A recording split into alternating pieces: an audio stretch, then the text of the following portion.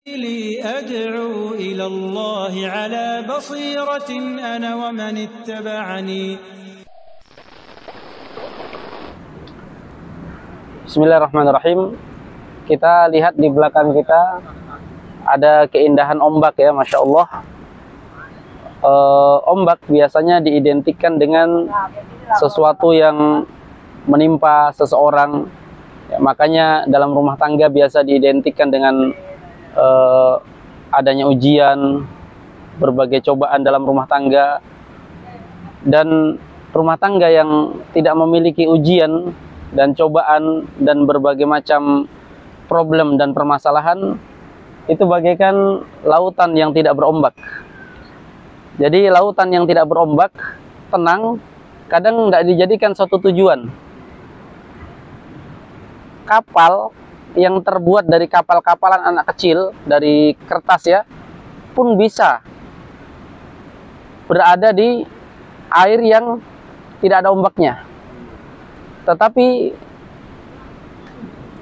kapal atau bahtera dikatakan kuat ketika dia mampu melewati ombak.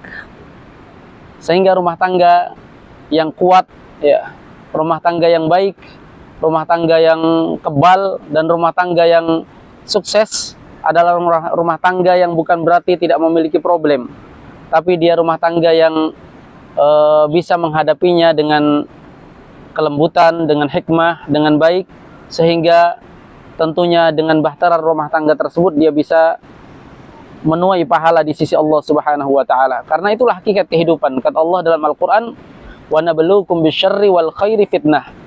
Dan kami jadikan pada kebaikan dan kejelekan itu sebagai ujian bagi manusia. Pasti kita diuji ya. Alif lam mim. Ahasiban nasu ayyutraku ayyaqulu amanna wa hum la yuftanun. Alif lam mim. Apakah manusia menyangka bahwasanya mereka akan dibiarkan begitu saja mengatakan kami telah beriman? Wa hum la yuftanun. Padahal mereka tidak difitnah, tidak diberikan ujian, ya, tidak diberikan tantangan, tidak diberikan berbagai cobaan ya. Walaqad fatanna alladziina min qablihim. Sedangkan orang-orang sebelum mereka saja diberikan ujian. Untuk apa ujian tersebut? Ya, diberikan ombak, diberikan berbagai rintangan, tantangan, agar fala ya'lamannallahu alladziina shadaqu, agar Allah tahu siapa orang-orang yang jujur, wala ya'lamannal kadzibin, dan siapa orang-orang yang berdusta. Dengan adanya ujian maka akan terpisahkan mana orang-orang yang benar dalam keimanannya dan orang-orang yang berdusta dalam keimanannya. Mana orang-orang yang kuat di dalam menghadapi berbagai cobaan tersebut dan mana orang-orang yang lemah. Ya.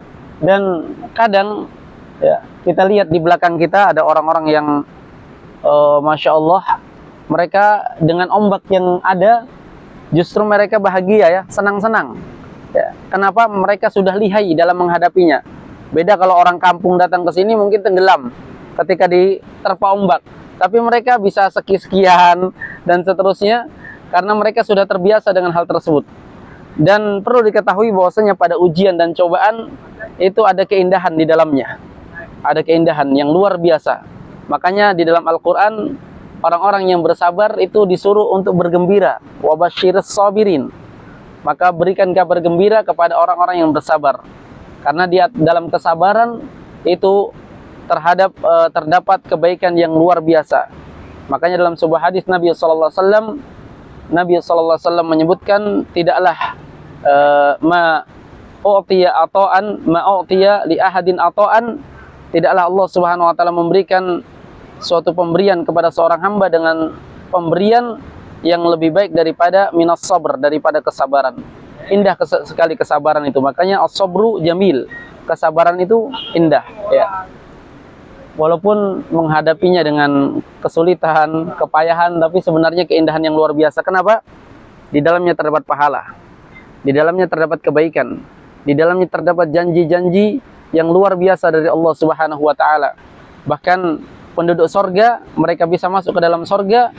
Tidaklah mereka masuk ke dalam sorga kecuali dengan kesabaran yang mereka pernah lakukan di dunia.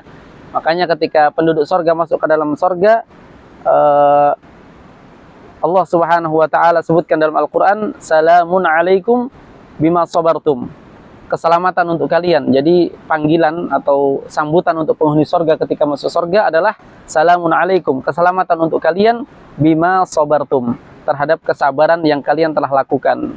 Jadi pasti ada ujian, pasti ada cobaan, pasti ada rintangan yang harus dihadapi oleh seorang, khususnya di dalam mengarungi kehidupan di dalam berumah tangga, mengarungi kehidupannya di dalam menuju kepada Allah Subhanahu wa taala.